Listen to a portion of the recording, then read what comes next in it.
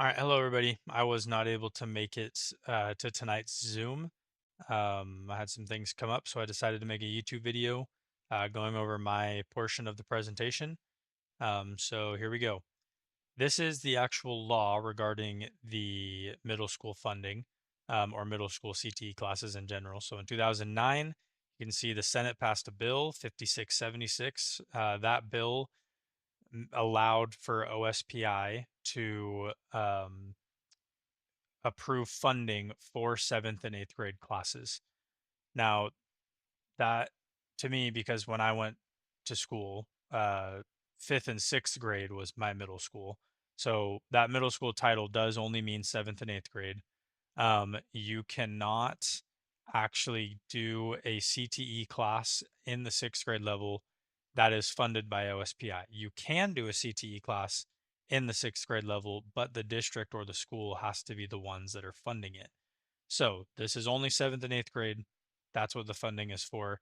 The funding is actually built the same exact way as it is for high school classes. Same funding, same idea there. Uh, Nothing too different there.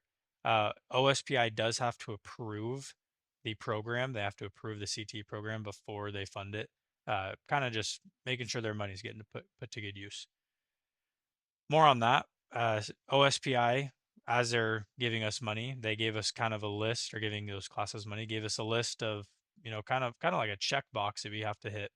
Um, in order to get funding, you have to provide hands-on STEM experiences as any CTE class would. Integrate academic content with a CTE exploratory component. More on that in a second. Got to go through project-based learning um, and integrate STEM from the ground up. Don't just rename existing course. If I teach math, like, seventh grade math, I can't just next year called seventh grade math CTE. There has to be some kind of framework or some kind of application involved in that math class to be a CTE class. So on the exploratory part, all seventh and eighth grade CTE classes are considered exploratory. They are just classes there to help seventh and eighth graders get their feet wet to decide what kind of classes they want to take. Um, the frameworks have to align with seventh and eighth grade academic standards. You'll teach safety, employability, leadership, all of the SEL standards and the 21st century and the leadership standards will all apply to these two classes as well. And the teacher has to be CTE certified. Just some more assurances from OSPI. The middle school, like I said, have to be exploratory only. So I taught seventh and eighth grade CTE class last year, and both of the classes had a computer science twist to them, I guess you could say. So I taught math to them, but it was with a computer science twist. And as a seventh and eighth grader, you will go through your core, uh, you know, textbook school content classes um, while they have some kind of CTE twist.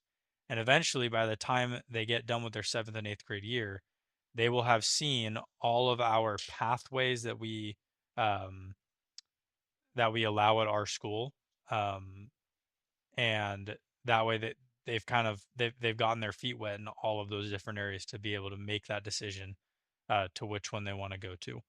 Um, this last one, this law, the RCW 28, blah, blah, blah, that law basically means you cannot get high school credit as a seventh and eighth grade class. So you can teach the seventh and eighth grade CTE class, but it does not count as high school, even though a lot of it's pretty similar for high school. Um, all the CTE program standards must be met, so the ones that are approved by OSPI, and you still have to do the CTSO, the skills gap data, and the advisory committee approval.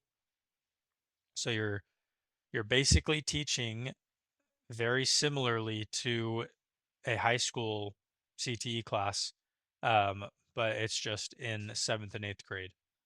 Um, that concludes my portion of this presentation for tonight. Thank you guys for tuning in.